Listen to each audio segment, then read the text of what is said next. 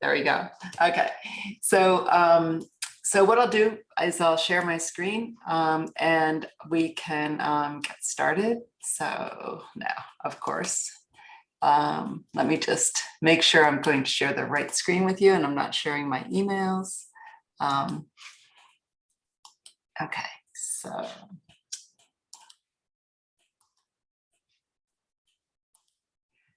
So what I'll be doing is to give you a brief introduction to the card game that I had put in the link, the digital card game, and I will talk about the changes in the Arctic, and feel free to stop me at any point if you'd like. I think that Aaron and Sarah will be kind of monitoring the chat and will interrupt me. It's a little bit hard to present and monitor the chat at the same time. So make sure that you stop me if there's something that you'd like me to talk about again. I plan to talk for, I don't know, 20 minutes or so at the beginning, and then we'll get into the game and I'll play it live, and I'll give you some tips for, getting your score up a little bit higher. And then I'll also take some questions and everything then. And then what we can do is we can also take some questions at the end, because after the game, I'll be talking about some things that you can actually do related to the thriving Arctic in real life, besides as you play the card game. So I'll jump right into it. So most of you have probably heard about the loss of ice in the Arctic. And coincidentally, I started working in the Arctic in 1980, and that's right when we started having satellite imagery of the Arctic Ocean and the rest of the world, and we were able to start monitoring the ice extent. And what you can see is that there's a lot of bumps up and down, and you might have heard of El Nino, it's kind of like an El Nino in the Arctic that causes this variation like this. It's something it's got the same kind of dynamics as that. But what you can see is that overall, there's been a big decrease in the amount of sea ice in the Arctic. And we started out at about 8 million square kilometers in the summer. In September, which is when all the ice has melted that's going to melt for that year. After September, you start growing ice. So this is the minimum in ice extent. And we started out when I first went up to the Arctic at about 8 million square kilometers, and we're now down to close to 4. So we've lost about half of the summer ice in the Arctic. And this is not rocket science. This is actually something that we've been predicting for a long time, and this was an international board, the International Panel on Climate Change in 2001, so 20 years ago, had the statement that because of a variety of positive feedback mechanisms, which I'll get into in the next slide, exactly what we mean by that, the Arctic is likely to respond rapidly and more severely than any other area on Earth, with consequent effects on sea ice, permafrost, and hydrology. And I'll be focusing on sea ice here today because that's my area of expertise. But you can see back in 20 years ago, it was predicted that we were going to be losing ice.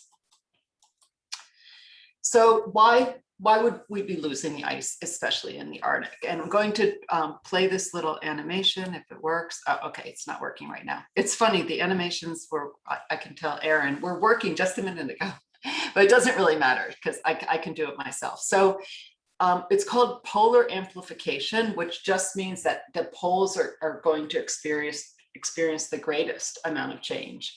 And it's due to the snow sea ice albedo feedback effect, which is a big mouthful. All it means is something that we've experienced here in Arizona, that if you walk on white tiles outside in summer like today, it would be much better than if you're walking on blacktop, right? So when it's white, it's going to be cool. When it's dark, it's going to be hot. So the sunlight comes in, and as long as it's bouncing off of this the sea ice, it bounces back to space. The sunlight bounces back to space. But when it hits the dark ocean, like here, it gets absorbed. And what that does is it absorbs the sunlight. So, in the areas around the edges of the ice, it absorbs the sunlight, warms the ocean, that melts the ice, which causes this feedback effect where you're continually, as the ocean starts warming more, you're melting the ice. it actually is, it's amazing that the, white sea ice, newly formed sea ice, is one of the whitest surfaces on the entire Earth. And the ocean actually looks black to space. So when you melt that ice, and it often is just a couple feet thick, when you melt that ice, you go from some of the whitest white on the planets to the darkest dark. And that's why we expected this big feedback effect where the Arctic is going to warm the most. So the question you're probably asking is, has it? So what I'm going to do is run this animation here, which shows the warming. And I'm starting back in the 1960s when, a little bit after I was born. And you can see that it started out without much of a variation. And this is how much it's warmed since the assessment first started happening. And you can see all of this warming is what had happened up to 2017. And what we're projecting for the future is that it's going to look like this. So even more warming than what we've had so far. The Arctic is warming 2 to 3 times as fast as the rest of the world right now. And that is projected to continue into the future.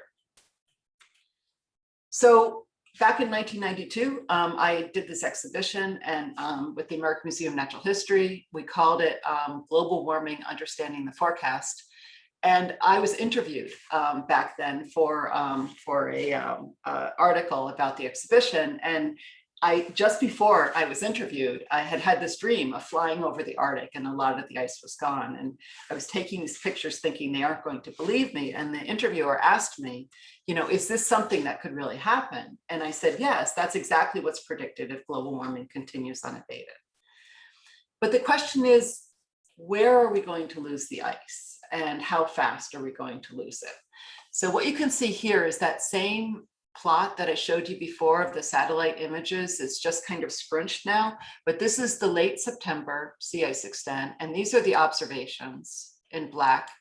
And what you're seeing here in the colors are all the models running out into the future. So, if we do nothing at all, that's close to this red line in terms of reducing our emissions and stopping warming. This is what the ice is going to do. So it's going to go from that 8 million square kilometers down to zero, close to zero, by mid-century, we say, something like 2050 or so. If we were to drastically reduce, in the best possible scenario, we would get to this extent here, which would stay about where we are right now at about 4 million square kilometers. So that's the overall ice loss. But the question for a lot of what we are interested in, indigenous communities, Inuit communities, coastal communities around the Arctic, the polar bears, the seals, the walrus, it really depends, the way that they're going to feel this change really depends on where the ice is. And so we got really interested in this part down here. So where is this last remaining ice going to be? Is it going to be really patchy and like sometimes north of Greenland, sometimes north of Siberia? If that's the case, you can't rely on it. And there's no way, it's really hard to manage. But if it's always in the same spot, that gives us a lot more in terms of what we can do. And so we tried to figure out where it's going to be. So one way that you can figure it out is where the ice is the thickest. Thick ice like this takes a lot longer to melt. It's obvious, right? Than thin ice like this. What's happened is that when ice is first formed, it looks like this. It's very thin. It's like ice on a lake or whatever. It starts out very thin, and then it gets, with time, it gets thicker and thicker and thicker. In the Arctic, the ice starts moving across the Arctic. A lot of it forms off the coast of Siberia, and then it gets blown, and you'll see some images of this. A lot of it gets blown towards Canada and Greenland, and it gets older as it goes. And it can be like 5 years old. In the past, it would be 20 years old, but it gets older as it goes. And as it moves, like us getting wrinkles, the ice gets ridged, and so it gets thicker. And so when I first started working in the Arctic, this is 1981, you could see that there was a lot of, this is that ice that's newly formed along the Russian coast. It's 0 to 1 year old, and then it starts getting blown across like this. So it kind of gets older as you get across. with some complications. But you had a lot of 5-year ice that was interspersed within the rest of the ice. And now it's like this. The 5-year ice is only here, and all of this ice is much younger.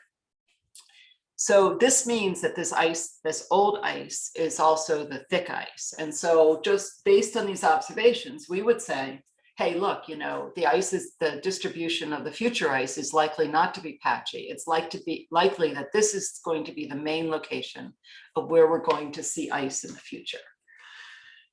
By the way, this is one of those things that it's one of the only times when getting younger and thinner is not a good thing. Anyway, so these are the observed, you know, so we're calling this the last ice area. We originally called it something else, but then the World Wildlife Fund called it the last ice area, and that got traction. So that's what we're calling it. So this is this region here, and that's from observations, and this is from the models. So we do these big climate models that incorporate sea ice, and they're really complicated. And what they do is they say, you know, based on what we know now and what we know about the physics, what's the future going to likely look like, you know, in the mid-century, and that's what it's likely to look like, where all the ice is here. So both the models and the observations basically agree. There's a consensus on where this last ice area is going to be. So if you take a look at this, you know, what the ice used to be like in the Arctic in the summertime at the end of September, and then what it's likely to be in the future, you can see it's really a dramatic change, right? And of course, this raises a lot of questions, you know, what's the future going to bring? And so this was an image that I included along with the information about the presentation. And this was actually put together by the US Navy. And they put together a strategy because the Navy is open, a new ocean is opening up, and the Navy has to be prepared for that. And so what they did was they took not the 1980 extent, which would have been way out here, but 2012. 2012 was the lowest ice extent that we've seen so far. And since then it's come close to being that low, but it's you know, it's basically staying close to 2012. But it's on its way towards this ice distribution. So one of the things that we're going to see is, and you might have heard about this, is increased traffic in the Arctic. This is called the Northern Sea Route, and it's along the coast of Russia. Russia is really interested in this because they can get people to pay for transiting along their coast.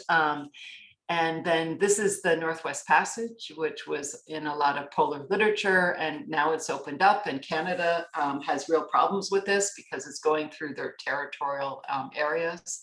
And so it opens up, this causes a lot of geopolitical concerns, you know, and also a lot of concerns in terms of security as well, which we can get into if you want to ask questions later.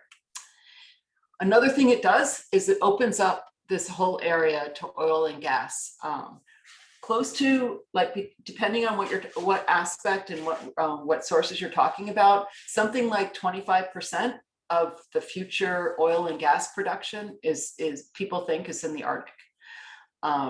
You know, we don't know what the future of oil and gas is, but all of these brick red ones are lease sites owned by Russia. And they had a deal with Exxon for a while, but then that was broken off because of geopolitical issues and sanctions. And so now they're planning on developing a lot of them themselves. And, you know, as we said, this is where ice that forms in winter is going to move across the Arctic. And if there would be a spill in the ice, this is what it would look like. So the oil would get in between the different flows, you know, the ridges that we talked about, and it would move with the ice. And when the ice moves much faster than the ocean does, and so it can transit across the Arctic. We think in the future it could take less than, or something like a year or so. It depends on how things change. But it could move across the Arctic quite quickly. So if there is oil and gas production at any of these sites, but especially at these over here, there's a lot of concern about what it would do to emergent fisheries, as well as coastal populations and habitat in general. And speaking of habitat, this is the projection about what's going to happen to to the future of the polar bears.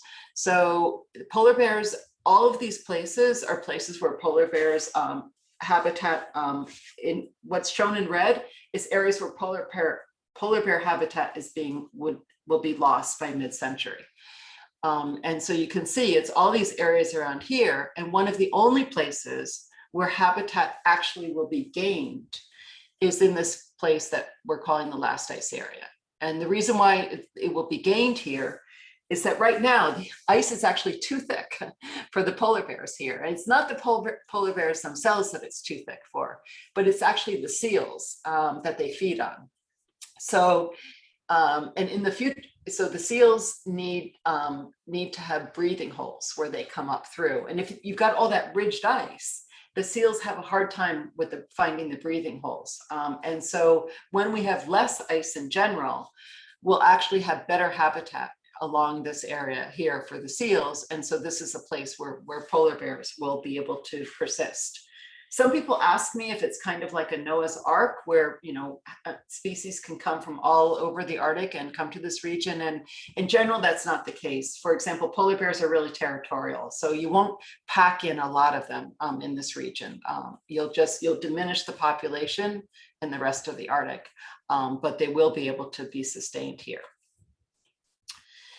So in trying to talk to people about these changes and to try to bring them to life for people, we were thinking of different ways of doing it. And one way that we decided to work on was to develop games and simulations. And we've had a lot of success with this original card game. You played the digital version. This was originally an actual card game. You know, you can see the deck here. We got a Parents' Choice Award for it, which was really cool. The idea here was to make the invisible visible. So, how getting people to see that the loss of ice means loss of habitat, and thinking strategically about what you can do in order to respond to change and what the future could bring. And as you saw, if you played the digital game, you can lose all the ice and you'll still have an ecosystem, but it'll be a marine ecosystem. And some of the iconic species like the polar bears and the walrus, won't find habitat there. So I'd like to just stop here because I'm going to pull up the game next, and just maybe I can look at the chat and just see if there's any questions. Yeah, or I can just take some questions. Does anybody have anything they'd like to ask now, or do you want me to jump right into the game?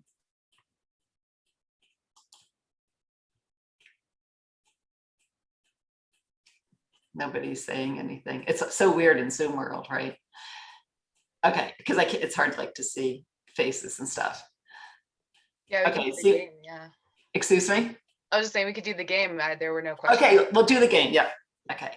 So the next thing is the game. So this is EcoChains Arctic Futures, and we can pull it up and we can start playing it. So this is the Arctic environment. So now this will look more, you'll see you've got some background on this. So this is the landscape where you've got sea ice here, and then you've got open water here.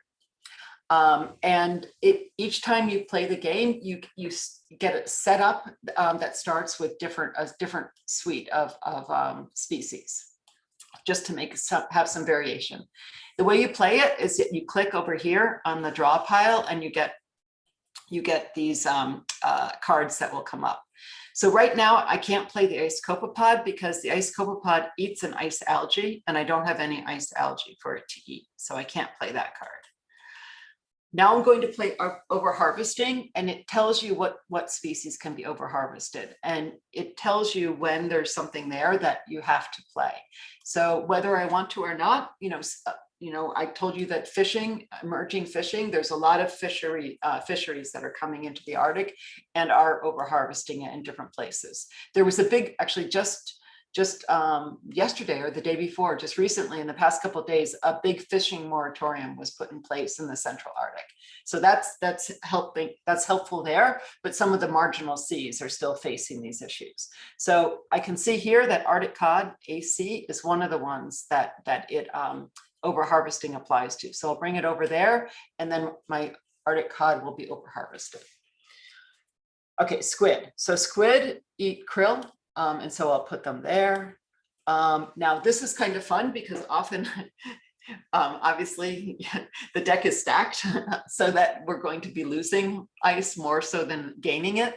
But right now, I got right off the bat, I got that we can reduce emissions through alternate energy, and so we get to restore some ice.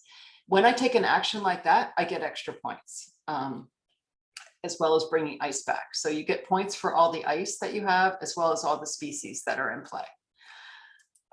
Okay, a clam. So clams eat phytoplankton. This is one of the tips. I can move the krill over here because the krill eat ice copepods, and I can put my clam here. So this is something that, you know, once you play it a lot, you get to know the ecosystem and you can do that kind of thing. Okay, now I've got an ice algae. I can bring over my ice copepod. Okay, wow, I've got another one. Okay, so now this is going to restore some sea ice. And this is something that we don't explain in the game. And I think it's kind of a neat thing that, you know, only some people know this. Basically, all of the ice will be gained and lost at what's called the marginal ice zone, which is the place where the pack ice meets the ocean. So what's going to happen now is that when I bring the ice back, by reducing carbon emissions, it's going to get rid of that food web because there's no longer space for it at the marginal ice zone. So what I usually do is I try to keep the cards that are most valuable, you know, that have the most points off to the sides. So that's the tip. Maybe Sarah, you'll get up to above 40 with that one. Okay, phytoplankton, I can't play. Copepod, I can't play. I can't do any more with that. Phytoplankton. Okay, polar bear. Yeah. So polar bears, this is the thing. Polar bears only eat bearded seals and ring seals. Okay, both of those need ice. So, but just remember, human beings eat a lot of different things, and so I usually try to save polar bear seals for my polar bears, and seals for my polar bears. Okay, ice algae can come in here. Okay, wow, this is like a hopeful crowd because I've never had this before where I add all the ice at the very beginning, but then it's going to be kind of depressing at the end when we start losing it. But okay, now Arctic cod comes in here, and okay, I've got another polar bear. Okay, bowhead whale. So bowhead whales eat krill. So polar bears don't eat them, but people do. Ice algae. I'll go a little faster. Okay, now we got the ring seal. So now I bring the whole stack over here because I've got a ring seal. So the polar bear eats that, and now you can see my score just jumped. Whether we lose ice or not in the future, the polar bear has already eaten the seal, which has eaten everything else, and so those points are secure. So as soon as you get enough species for your polar bear, you want to, or your human being, you want to feed it to them. You can see I just moved everything away from the edge because I'm nervous that I'm going to lose some ice, and I want to have all my valuable stuff over here. Okay, ocean acidification. So ocean acidification is the carbon dioxide that we're emitting gets into the ocean, which gets into the, which acidifies it, causes lower pH, and that dissolves the shells. And in the Arctic, this is a really bad situation. It's having a big impact.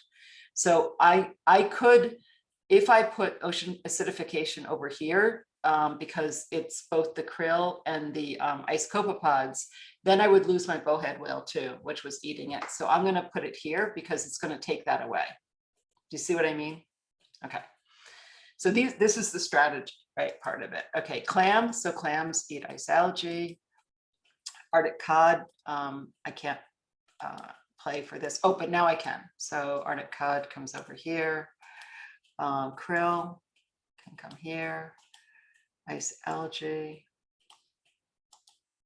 Okay, krill. I don't think I'll play the whole thing, but I want to get to the human beings for sure, and also to a point where we lose some ice. Okay, so protect from overharvesting. So this is actually really neat. Tomorrow morning, I'm meeting. We're working with some indigenous elders in Alaska to translate this into Inupiat, which is the Inuit language, and also translate it into Russian. And so this was something that they were really interested in. What we did was we protect from overharvesting. So I'm going to protect the bowhead whale. but that's only over harvesting. So that's these commercial, ships and stuff like this coming in for over harvesting. The hunters, the indigenous hunters, can still eat the bowhead whale because they're allowed to capture and to harvest some whales. And so that was this kind of interesting nuance that I think it comes out when you put together a game like that. Okay, walrus, that's great. They eat clams and they need 2 ice, but we have plenty of ice right now. Okay, ice algae. Boy, this is really amazing. Okay, bearded seal, they eat clams and Arctic cod, so we can do that. And it's easy to forget. Like if I went on, it's easy to forget, but I have the hungry polar bear over there, so I can feed them. So I'm up to 36 now, but it won't stay that way. So don't get jealous. Clam is, we can do the algae. I'm going to move it over out of the way so that, okay, eider ducks eat clams, and human beings eat those too. So once we get a human, we can put them there. Beluga whale eat Arctic cod and squid. They're interesting because they don't need ice. And so they'll stay even when the rest of the ice is gone. Ice algae, I can do krill. Now you're going to say like this is just like this super thriving ecosystem, and okay, so how can that be after everything I just told you? Okay, so human beings, I'm going to give them the let's see, so 1, 2, 3, 4. They both have 4. None of them have ice requirements, and so they're worth equal points. So I think I'll give them this one. Okay.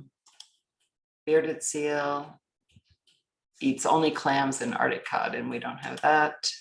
Clam, but now we do. Okay. Krill. Okay. Squid. Phytoplankton, copepod, Arctic cod, krill, walrus, beluga whale. I'll give that to the squid. Boy, I'm up at 45 already. Squid eats cod, so I can put that over here.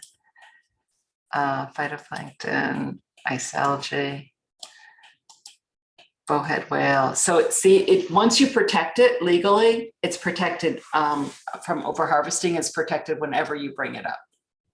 Eider duck, ice algae, Arctic cod, narwhal, Arctic cod, and squid.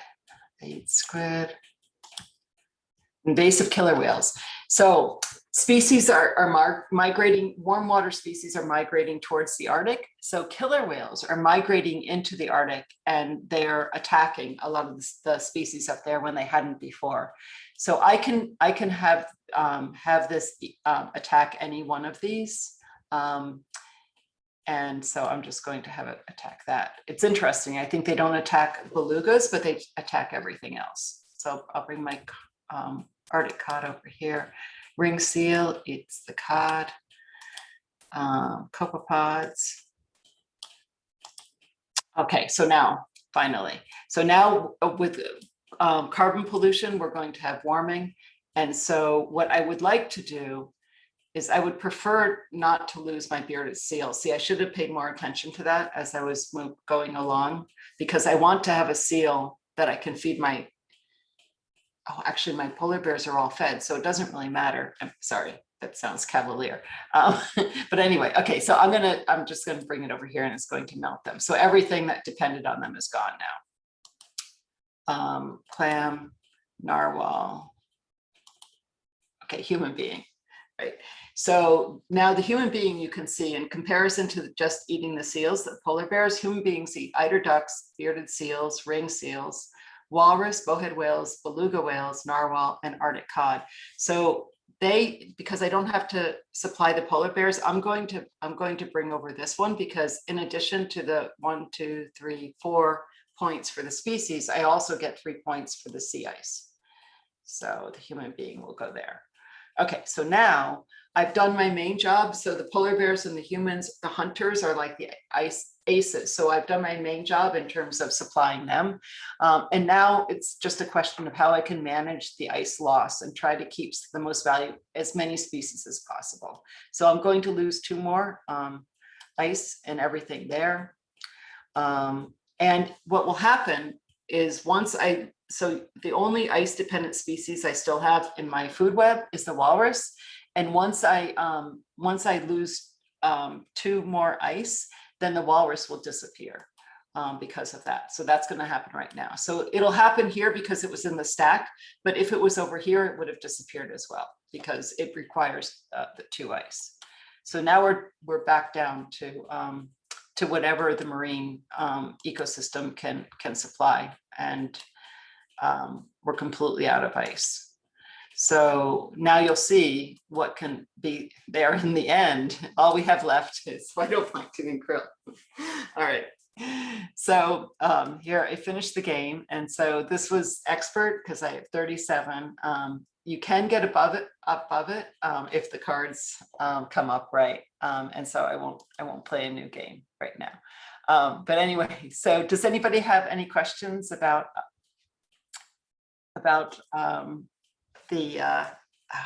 that game? Let me see. Was there anything in the chat? No. Okay. Stephanie, Yeah, go excuse ahead. me, what does ice cat mean? Ice cat. Cat. Was that the very end? Oh, it's ice copepod. So you had 1 more card left? Oh, yes. And I couldn't play it. Yeah, ice copepod. I couldn't play it because it needs ice. And so there was no way to play it. So that, that's why. Did you lose points for having that in your hand? You don't lose points per se. You only get what's in the field here. Playing field is what can actually is what actually counts. What's over here doesn't count one way or the other. Right. Okay. That's a good point. Yeah. Okay, so now we can go back, and now I have to just figure out how to get this to be full screen again. Okay, so what were some of your, has everybody played the game? Do you think, or most people? Maybe I could get a reaction. So what were some of the things that you feel that you learned from the game, from playing it? Go ahead, Sarah. I think I learned a lot. Of course, I did play a lot of rounds though. Right. And one of the things I learned was that the feeling of it is very hopeless, because I knew that the result was always going to be that I would run out of ice. Right. And that I think I also learned to value food chains. Right. And really focus on making longer chains and biodiversity. Like, I think I knew these things intuitively, but the game forced me to, okay, well, I already have 2 clams out there, so it would be good to get krill. Just knowing that biodiversity is going to help in the long run. Right. Yeah. Yeah. So those are really good points. And I think, was Mary, were you going to say something? Or no, Jane was going to say something, I think. Oh, I was just going to say that I had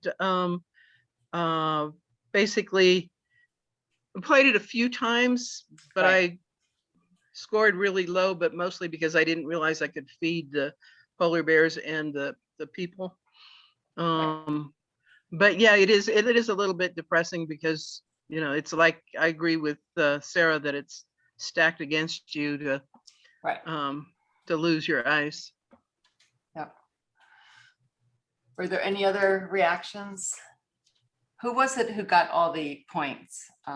Who had a really high score? That was Sarah, I think. No, there was somebody else. Let me just see. Oh, okay, yeah. No, Greg said best I got is 20 so far. Okay, right. So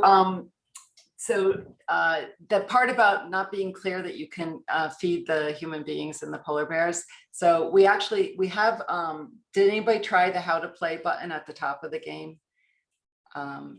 Often people just don't see that, right? So that's, if you want to play it after this, go through the tutorial at the beginning. It kind of walks you through what all the options are, okay?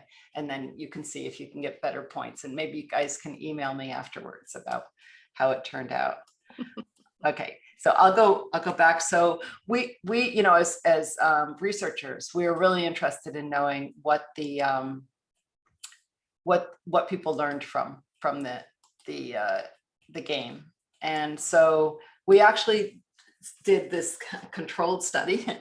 So what we did was we had people, first of all, we only had 41 participants, which seems like it's too small, but the effect size was actually pretty big. And so we were able to say statistically that we found out some really interesting things.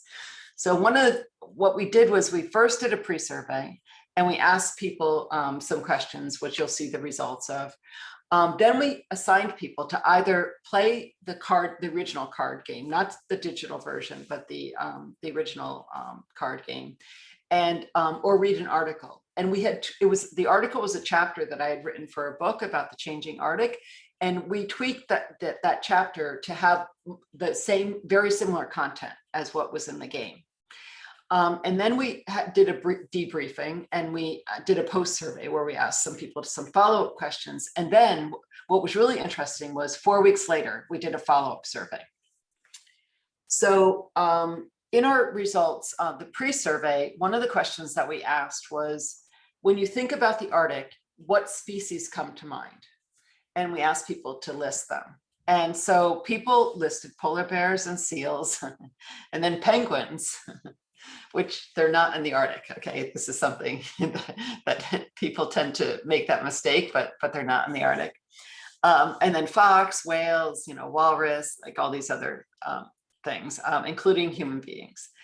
And when we did the post survey, what people talked about was kind of along the lines of what Sarah said, where she realized that the whole ecosystem, you know, was important. And what the chain is in terms of the food web. And so what people, the question afterwards actually asked, what did you learn? What species did you learn about by playing the game? So because they knew about seals and polar bears already, you know, they didn't answer those very much, but they talked about the krill, the algae, the fish, the plankton, human beings, clams, copepods, whales, you know, all of these were things that were really important to them. And what was really interesting was the people who played the game had identical scores, no statistical difference from the ones who read the article. So what we could say from this, to begin with, was playing a game like this, and they only played one time, to go to Sarah's point as well, which is usually you play games more than once. But these people had only played the game one time, and they read the article once. And they learned just as much by playing the game as by reading the article. But the really interesting thing was the 4-week follow-up survey. So these are the two ones that I just showed you before. So this was the pre-survey, this was the post-survey, and then the 4-week follow-up survey, this is the game, and this is the article. So let's look at the article first. So we asked them that question again, what did you learn by reading the article? And this is what they came up with, was that they learned about polar bears and seals and algae and human beings, right? So they basically reverted back to their prior knowledge. When they were trying to remember, nothing more came to mind to them other than what they had known before. I mean, it's slightly different, right? There's more human beings and there's more specificity about the algae and the copepods. But basically, most of them said just polar bears and seals.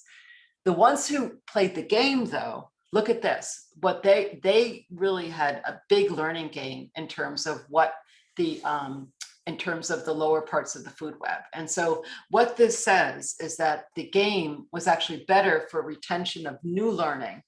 The new learning was stickier by playing the game in comparison to reading the article. And so this is really cool because, you know, you can play games in lots of different settings. You can play them in schools, but you can also play them in settings like this, or at museums, or, you know, all sorts of different settings on cruise ships, you know, families can play them, you know, all this, you have all these other venues for playing games.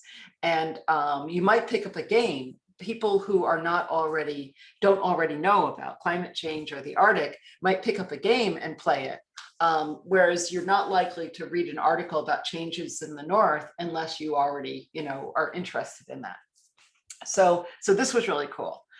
Another thing that was neat was, not surprisingly, in a way, you know, the game was more fun. But especially the players were more likely to recommend it to family and friends. So the game maintained their interest slightly better. Treatment is the game. The visuals were good. It was fun. They really got into it. They lost track of time. In contrast to you all, the game made them happy. That must mean that the article was even more depressing, right? They felt like they couldn't stop. And then this made me feel angry. So these two things made me happy, made me feel angry. The people who read the article felt angrier and less happy. And so I think what we took away from this is that in the game, even though it's not, you know where you're going, you can still take some actions, right? And you can still play that card to say, I want to bring the ice back. So that's called having a sense of agency. You have a sense of control over your actions. And in the article, you don't have that. So you just are getting this information and there's nothing you can do, you know, even theoretically. And so we think that that's the reason why it made people feel angry, you know, to read the article and less happy. So what can we do, right? So this leads to the last part of this my presentation. And we held a workshop back in 2016 with a lot of high-level people talking about, you know, what are our options for the Arctic. And it's not the only workshop that's been held to do this, but we had some interesting sort of high-level statements about what we need to do. So one of them is we need to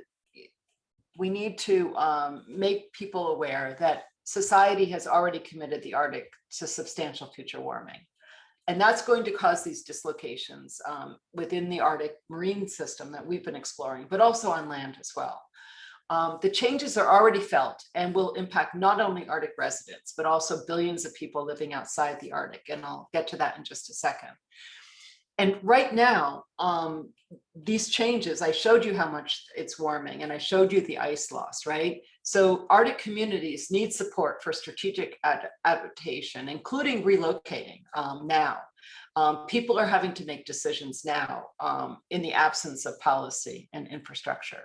So let me talk a little bit about the impacts of the Arctic outside of the Arctic. So, you know, people heard this thing about Las Vegas, and all these Arctic people always use the same quote: what happens in the Arctic doesn't stay in the Arctic. You know, we've been talking about, you know, wildlife habitat, we've been talking about subsistence hunting and fishing. Coastal infrastructure I didn't talk so much about, but also I talked about security in the Arctic. But these are all these services that that the Arctic sea ice has offered to the rest of the world. So planetary albedo, that's that sea, because the Arctic is white, it's reflecting sunlight, and that's the albedo. So that's a service. People talk about the Arctic as being the Earth's refrigerator. Ocean circulation, the water becomes denser in the Arctic, and there's this conveyor belt where it actually drives the circulation of the entire world together with the Antarctic. We can talk more about that if you're interested in. Carbon storage, a lot of carbon is stored in the Arctic in permafrost. And so when that thaws and is released, that will cause additional warming. Atmosphere and weather, I'll get back to in just a second. sea level, when ice on land melts and it moves like glaciers on land melts and the water moves into the ocean, that raises sea level. And then the international security, because the opening up of the Arctic is not going to affect just the Arctic nations, but also all around the world as well. So atmosphere and weather. So this is this cool animation that shows the jet stream as it moves around the North Pole. So this is the Arctic we've been talking about, and now it's tipping to show North America. And you can see how the Arctic, how the Arctic is like the cap and the jet stream moves around it. And you can see these really big bends like this. So what's happening is that as the location of this and the speed of the jet stream is determined by how cold the Arctic is relative to the temperatures down here. So you can think of this like a skater, that when a skater is spins around really fast, then they're stable, right? As soon as they slow down, they get wobbly, or a bicycle rider, right? When they're fast, they're more stable than when they're really slow. And what happens is that when the Arctic is warm, so closer in temperature to here, it's the gradient is what's the temperature difference is what's driving how fast the jet stream is. And so when the Arctic is warmer, it slows this down, and it causes what we've all been hearing about in the past, which is the polar vortex. So you get these big bends, and they're called like standing waves, where you get these big bends in the jet stream and they become stationary. And that causes, like, you know, the incredible flooding of Texas, where they just got dumped on with all of that rain. It causes those big outbreaks of cold temperature in the wintertime coming down. And it could be related to what's happening right now. So one of my colleagues, Jennifer Francis, said that in a June 26 update, or June 25 or June 26, said that the heat dome could have been exacerbated by less sea ice in the Arctic this year, where you get the really big bends in the jet stream like this, and they just get stuck.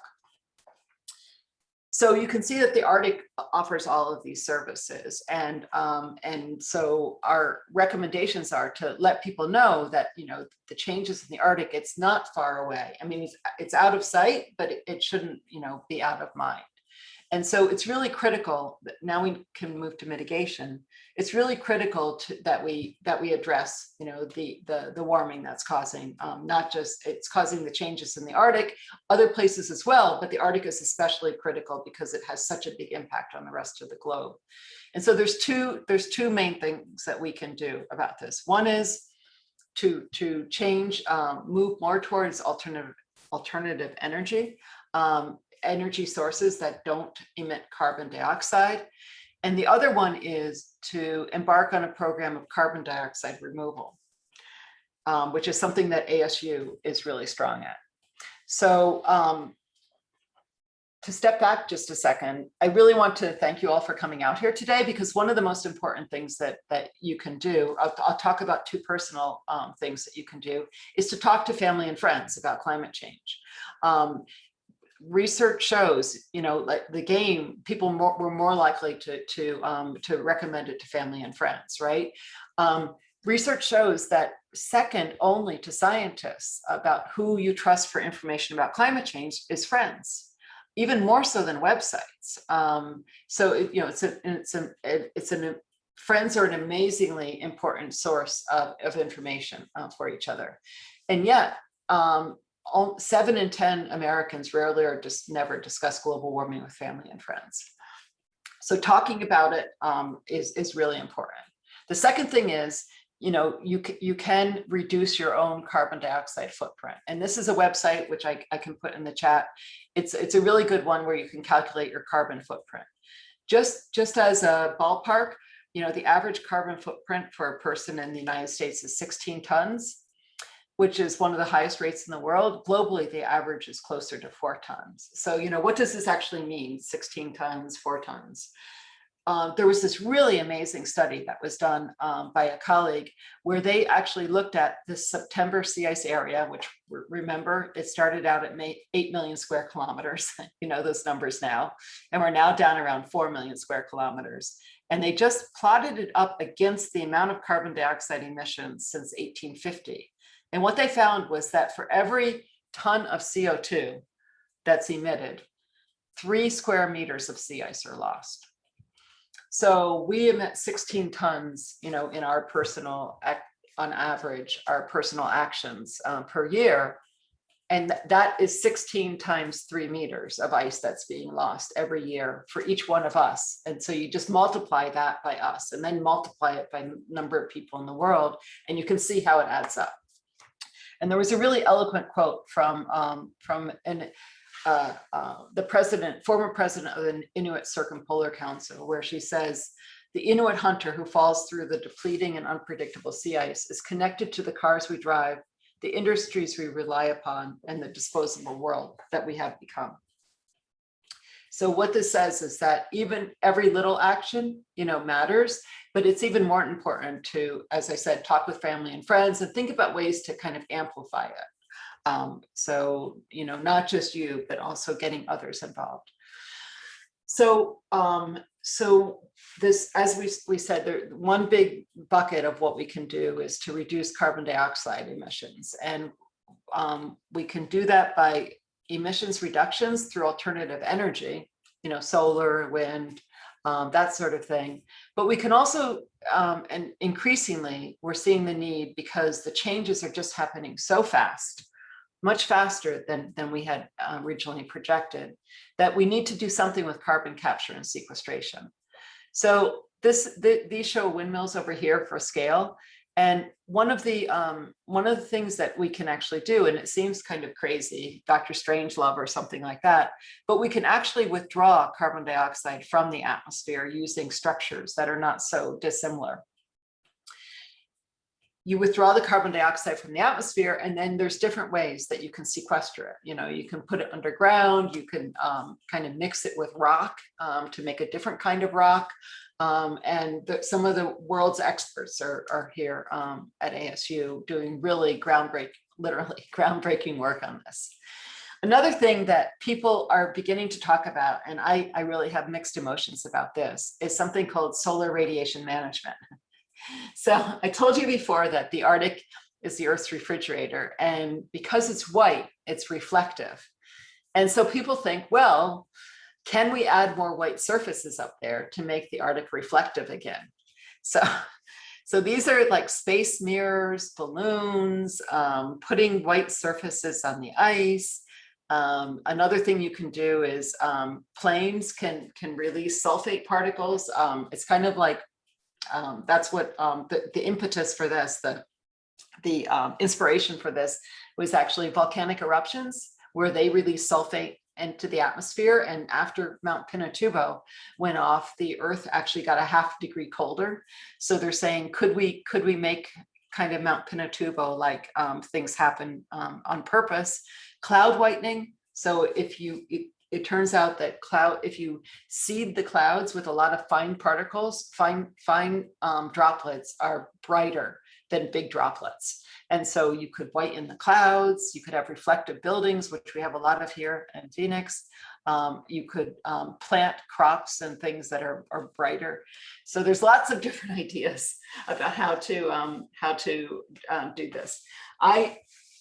There's a big debate in the scientific community right now about whether this should be embarked on at all, and at what scale, if it is. So this is sort of, we're heading towards the end now. So this is, you know, business as usual. I showed you the Arctic sea ice extent. Remember, it was around 8 million square kilometers. It's dropping down. It's likely in around mid-century to be essentially ice-free, but not totally ice-free because of the last ice area. And this is the question, you know, can we turn it back around? So can we go from white Arctic to blue Arctic to white Arctic? One of the really interesting things about this, oh, sorry, I went the wrong way, is that what this means, if you look at this, is that there'll be several generations that will only know a basically blue Arctic in the summertime, right? Because these are like 20 years, segments in here. So, we've got at least 20 years, maybe 30 years or so. So there'll be lots of people who are born and grow up and start families who will have never known the white Arctic and inaccessible Arctic the way that we've known it. And the question is, can we bring the ice back? Do we have the will? We have the means. It's a question of will. In the meantime, what should we be doing? So one of the things that we should be doing is we should be protecting what's there. So we talked about this last ice area, which this is, I know the map is a little bit hard to see. Oh, here you can see it. So Greenland and North America. So this is this region right up here. And it was actually based on our research, which is just really great, where we said, hey, look, there's this last ice area up there. World Wildlife Fund got together based on our research and started working with Inuit communities up in this region, and working together with Trudeau up in Canada. They actually announced protection for the last ice area back in August 1st, 2019. The name, I'm not sure exactly how to pronounce it, but it means the place where ice never melts. And this is one of the largest marine protected areas in the world. It ranks 10th, just slightly smaller than the Great Barrier Reef Marine Park. And so it was a really substantial area. It's not the entire last ice area. We would want to see them protect this region here too, as well as this one, but it's a start. And so this was just really exciting. And so this is something else that we can do, is in the time being, as we can try to maintain the quality of the ice in the regions that we know are going to be special in the future. So since that, right now we have a paper that's in revision. We've submitted it for publication and we're just working. So we're hoping it will get published soon, where we say, okay, if this is where the last ice area is, what we need to do is come up with a sea ice management plan, because ice that forms off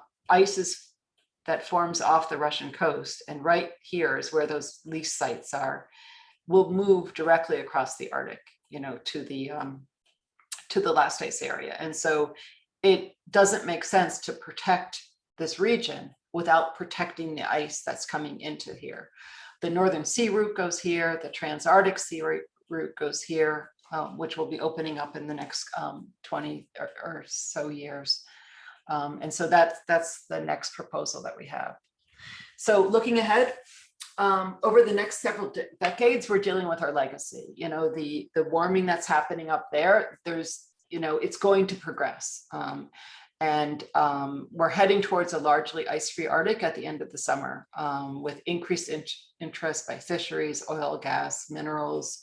There's a lot of people who are really interested in this essentially blue Arctic.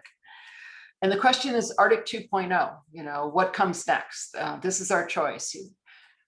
The choice of what we're doing right now, actually, will it be with or without ice? The global services, we've been depending on the Arctic with the albedo, weather, sea level, and the other, security. We talked about those. And, what will the future be? So, it was really amazing to see that wind surpassed hydropower dams to become the largest source of renewable energy capacity in the US in 2017. And, what will we do beyond that in terms of renewable energy, and then also in terms of carbon capture? So I think it's an interesting place to be in, and the time is kind of running away from us in the Arctic, in part because things were happening actually faster than we had anticipated, and the choices that we make right now really do matter. So with that, I'll stop the share and take any questions that you may have.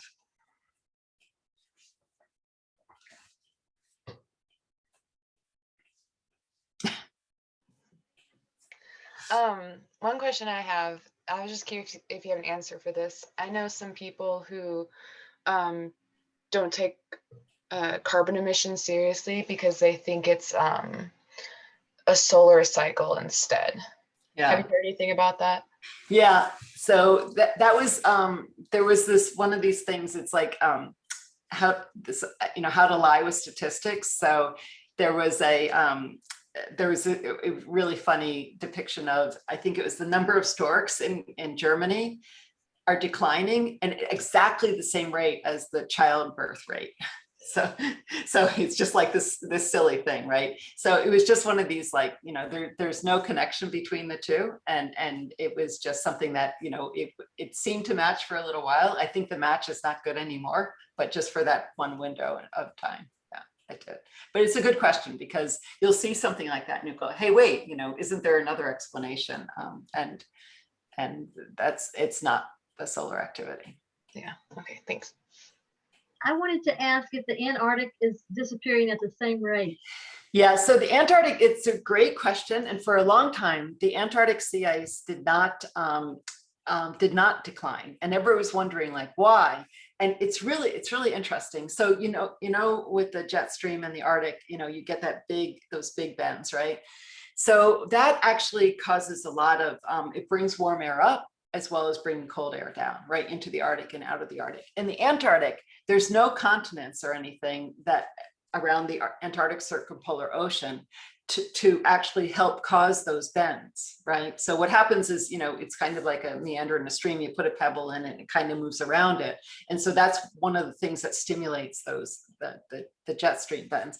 So in the Antarctic, it just spins around, and it's got this really tight, it's like the skaters really whipping around, and it's really tight and really strong.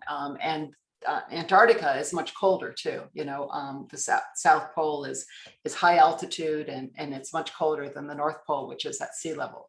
So for all of those reasons, the Antarctic sea ice was more isolated.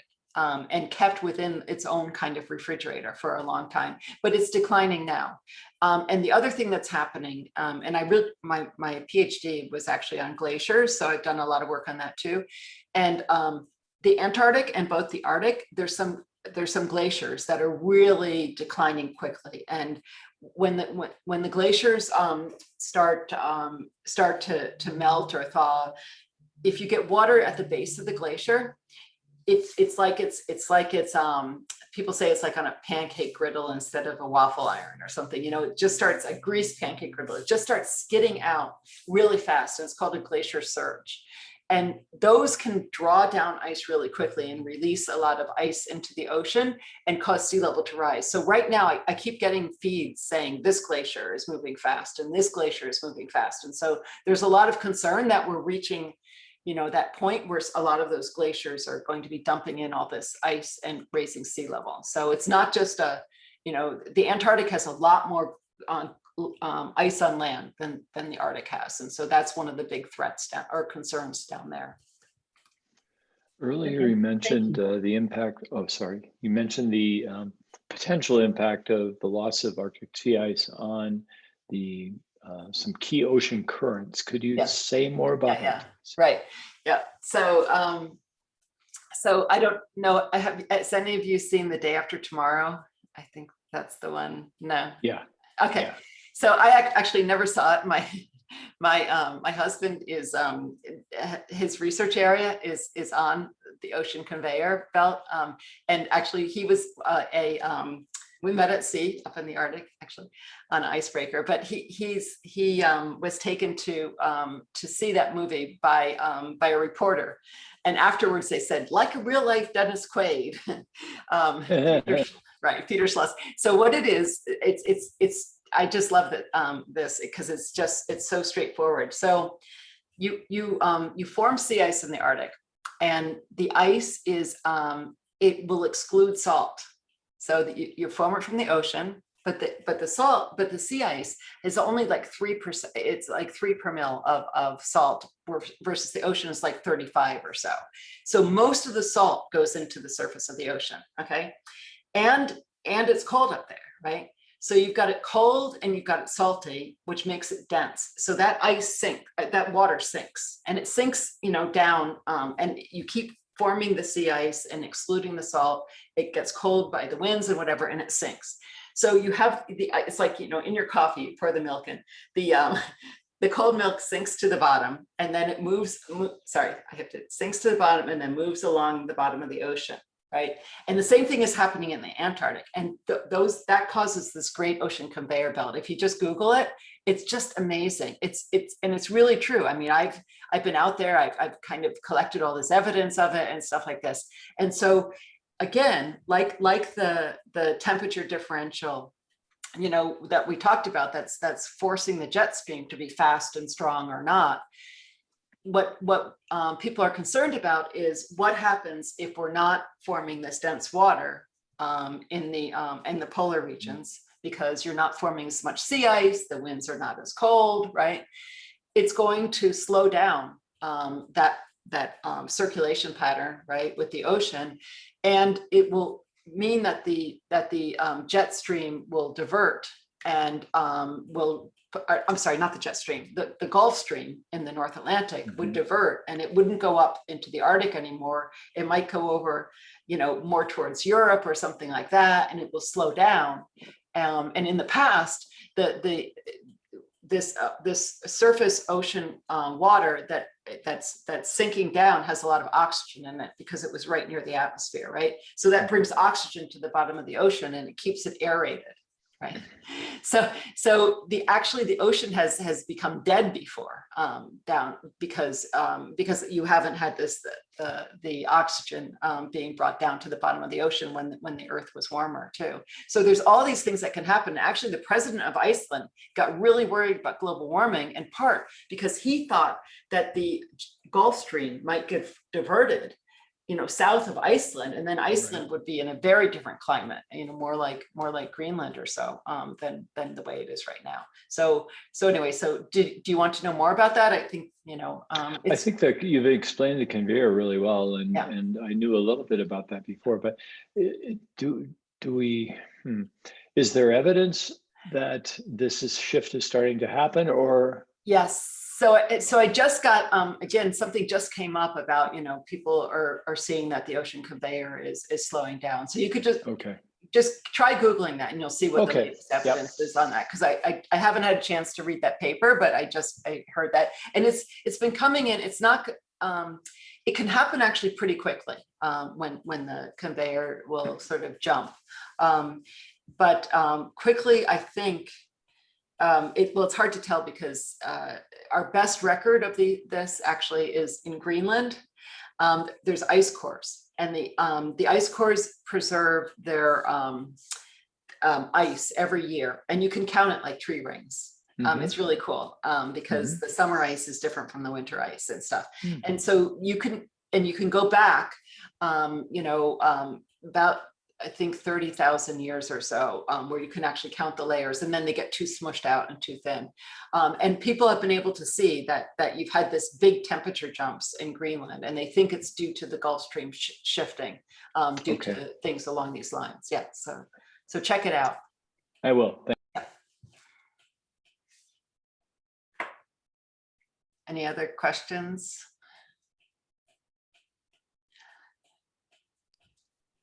So what surprised you about things that I said? Was there anything that, you know, was completely new or unexpected, or?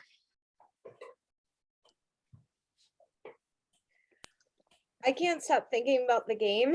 Yeah. And I think part of that is it was so fascinating to see the retention between reading an article and playing a game. Yeah. And it's one of those things where, like, as educators, we're constantly thinking about games and how to move away from articles necessarily, you know, as our primary means of delivering information. But I think one thing that's standing out to me is I heard in your presentation geopolitical implications. I heard economic implications. Yeah. Physical science, there was a lot of physics in there where I was like, great, this is dusting off some cobwebs. And then obviously biology and ecology, and just this is really standing out to me, just how multidisciplinary this topic really is, but also how inaccessible it is to learners in Prescott, Arizona, because it's so disconnected. There's no the reason we think there's penguins there is because we see penguins on TV and we don't know the difference between. I know. Every time I see that, I'm like, no, Totally. And so that's the challenge, really. Like, how do we make this material accessible, not just accessible, but also relevant and important to somebody living in Arizona? So I think the game is a really just kind of inspirational tool for doing that. And the fact that you're translating it into Russian and indigenous languages, like that's spot on. So I guess I'm just curious, are there any other kind of outlets for science communication or education that if someone in Arizona could kind of pick up and pass on? Yeah, so as you talked about the geopolitical. So we have another game. This one is a tabletop game, but I have been able to, I've had classes play it, via Zoom. And it's called Arctic Smartic. So it's strategic management of resources in times of change. And it's all about the geopolitics and role playing of, competing interests and oil and gas and stuff. And you come up with a management strategy. So that was something that if you invite me up in the fall or something like that, we could actually play that and we could get that aspect of it too. Another thing is that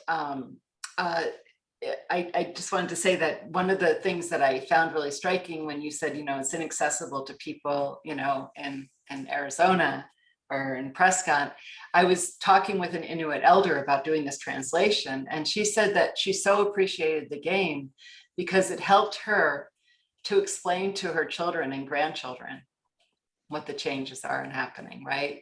So, I think it's a hard thing to explain, or it's not a hard thing to explain, but, these kinds of games, it can be used in a lot of different settings, and I was really struck by that she said she so appreciated it because it made it accessible, to generations that maybe are not living it, all the time. So. I think This for me, is Rick.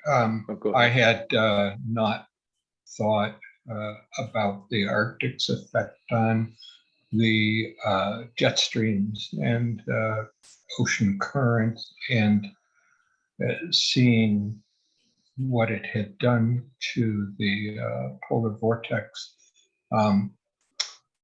helped me to really understand that that could be just like the, no pun intended, the tip of the iceberg. Yeah, right. I know we've got lots of puns in polar. The changes in ocean currents and the jet stream could have all kinds of effects on worldwide climate zones and navigation, just immense effects. It is, yeah. And so there's these moments, so as a, sea ice, scientist, in 2007, we lost, actually, maybe I'll see. Well, anyway, I should have pointed that out. It was kind of, jumping around a little bit. And then all of a sudden, 2007, it dropped. And 23% of ice in 2007, 23% of the ice was lost. I'm sorry, cumulative, like over, it was 23% lower than the 8 million square kilometers.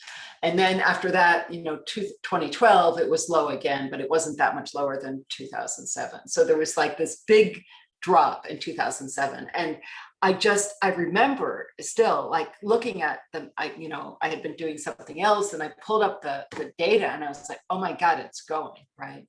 And so, there was that moment when it was really shocking to me. And I have to say that when I was Googling to get some, making sure I was up to date on what was happening, because things happen so quickly nowadays.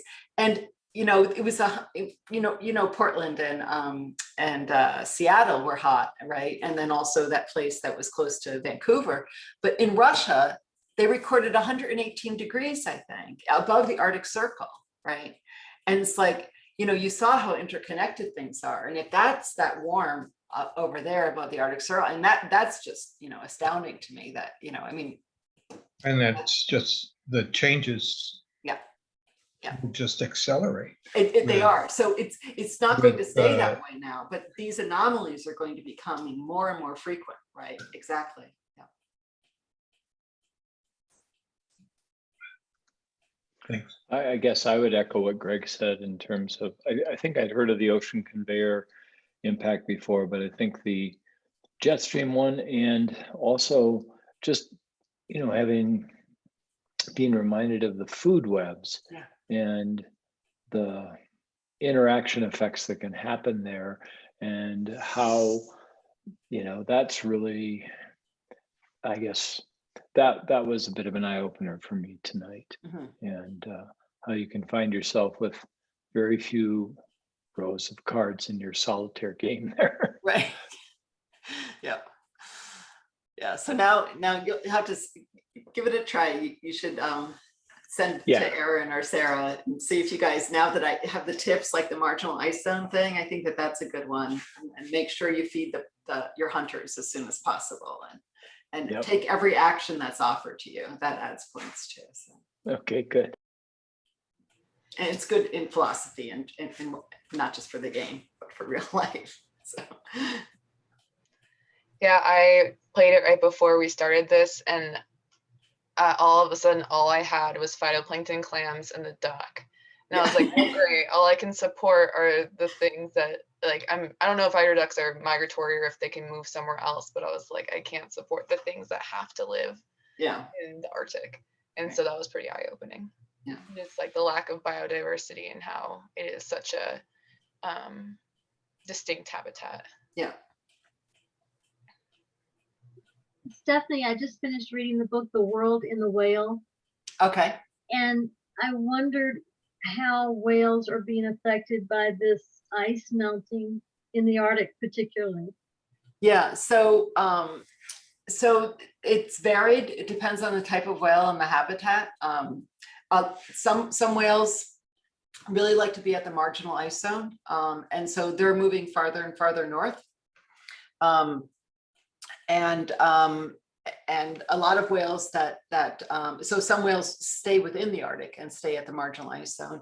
Then there's other whales that are migrating, and they have to what they're feeding off of is this incredible productivity. So in some place, there's something called a spring bloom. I mean, we sort of have it here, but not the same as in the Arctic. As much as 50% of the entire productivity in the, so in terms of phytoplankton or whatever, that will happen in an entire year can happen in a 2-week period in the Arctic along the marginal ice zone. And so you have all of this algae that's produced. And it's I've been up there during that, and it's like pea soup, it's like the ocean turns green and slimy, and it's just, but it's good in a way. It's the food, and then the zooplankton zoom in, to eat that, right? And then, but a lot of the productivity, they can't eat it fast enough, the zooplankton. So a lot of it falls to the bottom of the ocean.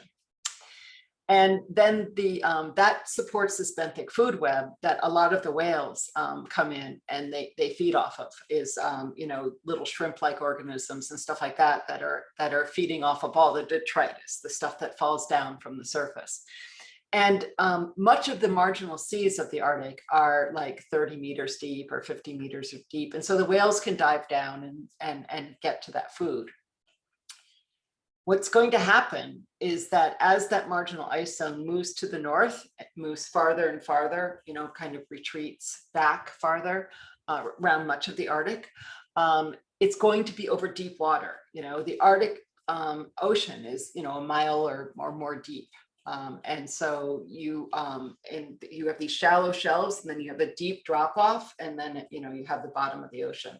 And so the food that the whales and other species, but especially the whales, have been coming up to feed off of will be dropped like into the bottom of the ocean, right? So it's that's one of the problems too, is that it's not just that it's going to be in a different place, but they actually won't be able to reach it. And so that's one of the big concerns in terms of the food web is the location of, where the food is available. And then there's also a mismatch that sometimes, with migration and stuff like that, you will have different species that, are expecting something to be there at a certain time, and it's not because it's moved on and they haven't yet, found adjusted to that. So anyway, I could go on forever, kind of all the cascading impacts, and it's kind of hard to for people to sort of think them through, and that's one of those things that I think a game helps you to kind of realize that will happen, and just what we show there is not the end of it, right? There's even more beyond that. Stephanie, can you hear me? Yep. Oh, good. I unfortunately wasn't able to join you at the beginning, so if you've already addressed this, please just let me know. But in your opinion, and after all the research you've done, what are the chances, do you think, humans will make enough changes to prevent a tipping point? Yeah, so I have to say I was really optimistic until COVID hit. So what got me with COVID is that, here, you could die, and you could kill your family and friends and stuff like this, if you didn't take certain actions, right? And so, and it's immediate, and people, are not willing to do that. And so, and here we're talking about something that's longer term, it is family and friends, but it's, there's a disconnect, your action, as I said, you have to think of them cumulatively and all this kind of stuff. And so it's gotten me a lot, it's been really sobering, I mean, even though I deal with this issue all the time, I just thought, we're really moving in the right direction. I was in Germany when the wall came down, and things changed, and I've seen how quickly, drunk driving, right? That used to be something that people did. They would buy road beers and stuff, and some people still do, but in general, they don't, so things have changed dramatically, in terms of our behavior and stuff. And so, so anyway, it's a really good question. And I think I'm still trying to sort this through, but I hope that, that we're able to address it. One of the things that you did see though, where I said that even if we start taking as many actions as we can right now, it's going to flatten out at around the 4 million square kilometers. That's like the best case scenario right now. And the Arctic is still the Arctic with that, but what we just published this, we don't really see us going back to that 8 million square kilometers, for a really long time. Our best hope right now is this kind of intermediate, 4 million square kilometers. Thank you. Yep. I'm sobered. Yeah, I don't want to be a downer, but No, I can't imagine. I mean, being overly optimistic is only going to make it worse. Right, exactly, right. And I think we have to, that's why like this last ice area, I was so happy that, at least it buys us some time, right? So what that means is that if we're managing and protecting that area, then it'll be for decades longer, we'll have ice there than the rest of the Arctic. So it gives us more time to just for the species though. It doesn't help with albedo or sea level rise or anything, but at least it's something there, so.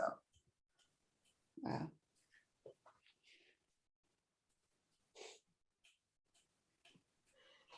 Well, oh, go ahead, Quick Jane. question. I was, whoever's throwing up these mini satellites up into the air, is that going to affect the It's a really good question. albumin And level? a colleague of mine, he said, I'm losing my hair, so my head is more reflective, and so that will cause the world to be brighter. So I'm fighting global warming, and it doesn't matter at all, right? So you have to think about the scale, right? So the size of his head, he's reflecting more sunlight. That's not going to affect it, and the satellites too. There's not enough of them, to do that. So so for the foreseeable future, that's that's not something we need to. Maybe if we all shaved our heads. I know, right. But we don't.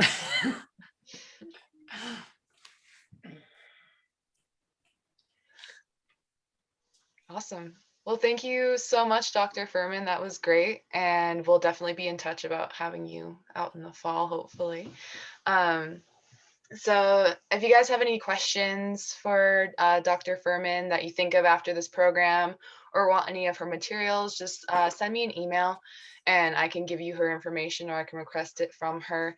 Before you go, I just want to share a couple of things happening at the Highlands Center. Although right now we are closed to the public because of Prescott National Forest closures, we still have a couple of events that we're able to hold. So I just wanted to show you, if you go to adult programs, under education programs on our website, you can see some of the stuff that will apply to you and you might be interested in. For example, we have on July 13th, Owls of Yavapai County. So we're talking about the owls here in the region, as well as dissecting owl pellets and things like that. Our next Zoom program is Social Lives of Rattlesnakes on July 27th, again, a free Zoom program. So you may think that snakes are cold-blooded killers, but they actually have courtship, combat, and they also just hang out with friends. So you can come learn about that from Dr. Melissa Amarillo. We also have on July 20th, our internship program is going to be, we had 4 high school interns raising moths that were native and not native to this region. They created final projects. So if you want to come see what the interns have created, you can register for that class. Again, it's July 20th from 5 to 7 p.m. And then our Highland Center Book Club still meets the first Friday of every month. That is also a free program. So thank you so much for attending. If you have any questions, don't be afraid to email me. I'm the person who sent out the link. So I'm the person you can respond. You just respond to that email if you want. Now I have to figure out how to get out of sharing. I forget how to do it. But anyway, thank you for coming. And that's all. Thank you. Thanks for everybody. organizing. It was really Thanks, fun. thanks, Dr. Furman. Really enjoyed it. Excellent. Bye-bye. Thanks, Aaron. Thanks, Sarah. See you Friday. Thanks, Jane. See you Friday. Bye.